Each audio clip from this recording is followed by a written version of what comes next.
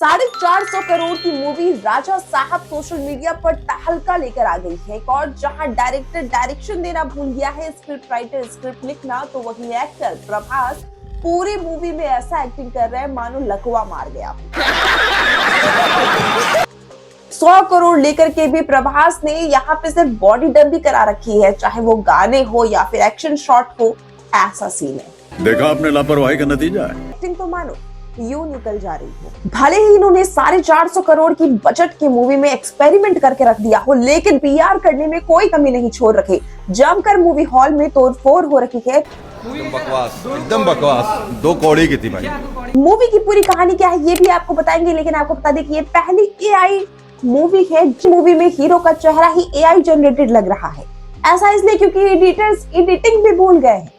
इस पूरी मूवी में राजा साहब को भगवान बनाकर दिखाया गया है और उनकी पूजा की जा रही है। और राजा साहब निकल जा रहे हैं अपनी दादा की खोज में, वो भी 1956 से जो खोए हुए वो दादा की खोज। और जिसमें 1956 की तस्वीर होने के बावजूद भी फोटो एचडी क्वालिटी में है।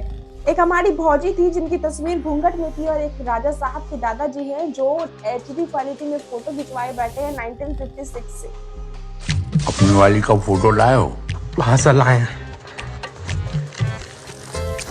एक लौता फोटो है, शादी का दिन खिंचवाए थे।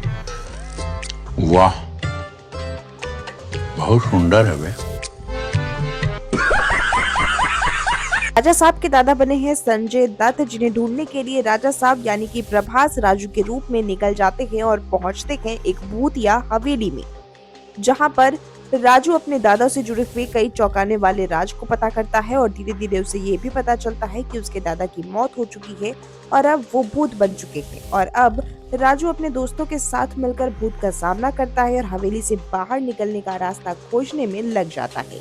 दिमागी खेल और इस रहस्यमय कहानी के साथ बनी इस मूवी में बहुत कुछ ऐसी है जो कमियां बता रही है। खासतौर पर स्क्रिप्ट बता रहा है कि एक सीन में दूसरे सीन तक की कहानी के जुड़ती हुई तार दिख नहीं रही है। दूसरी ओर स्क्रीन प्ले साफ तौर पर पता चल रहा है। तीसरी ओर हॉरर और कॉमेडी की इस मूवी में ना डर का महसूस हो रहा है और ना ही हंसी आती है। Prabhas, I'm really sad, but why was he was like a joker.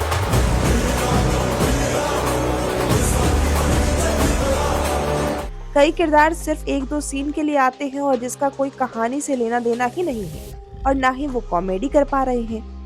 Director की डायरेक्शन कमजोर नजर आ रही है। वहीं फिल्म में 3 अभिनेत्रियां हैं, लेकिन किसी का भी किरदार ना तो जमता है और ना ही कोई खास छाप छोड़ पाया है। आपको क्या लगता है राजा साहब को लेकर, राजा साहब की एक्टिंग को लेकर? एक्टिंग अच्छी है या फिर बॉडी डब? हमें कमेंट बॉक्स में जरूर बताइएगा। वीडियो पसंद आए तो एक लाइक और चैनल को सब्सक्राइब।